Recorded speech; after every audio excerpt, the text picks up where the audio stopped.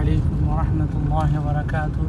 আপনারা দেখতে পাচ্ছেন আমি ডেড সি বা মৃত সাগরের পাশে চলে এসেছি। আমি একদম তীরে এইমাত্র গাড়ি আমাদের এখানে পার্কিং করবে।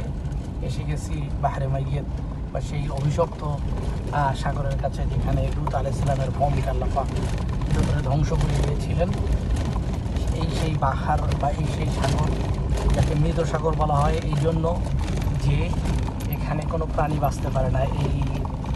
এই সাগরের প্রাণী সম্পূর্ণরূপে লবণাক্ত, এবং এই লবণাক্ততার পরিমাণ এত বেশি যে কোনো সামুদ্রিক প্রাণীও এই সাগরে বাঁচতে পারে না। এই জন্য এই সাগরকেই মৃত সাগর বলা হয়, যাতে প্রাণের কোনো অস্তিত্ব নেই। এরপরও দেখা যায় যে প্রচুর মানুষ এখন এখানে এই মৃত সাগরে গোসল করছে এবং তারপর ফেরত যাচ্ছে।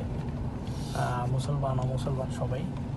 এখানে আপনারা দেখতে পাচ্ছেন উট ঘোড়া আছে, ইচ্ছা করলে উটে চড়া যায়, উটের পিঠে চড়া যায়।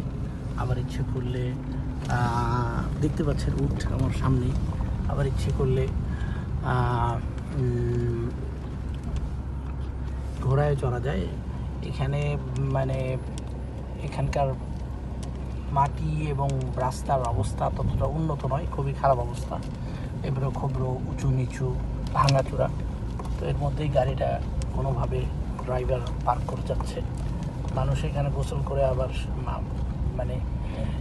সাগরে গোসল করে তারপর আবার কোনো জায়গায় শাওয়ার করে নেয়, কিন্তু কোনো ভালো ব্যবস্থা নেই এখানে।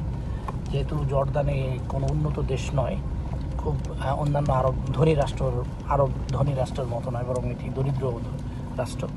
এই জন্য তারা অবকাঠামোগত কোনো উন্নয়ন তারা করতে পারেনি। তারপরও প্রচুর লোক আসে এখানে। আজকে একটু লোক সমাগম কম দেখা যাচ্ছে। ইনশাআল্লাহ আবার দেখা হবে। আসসালামু আলাইকুম।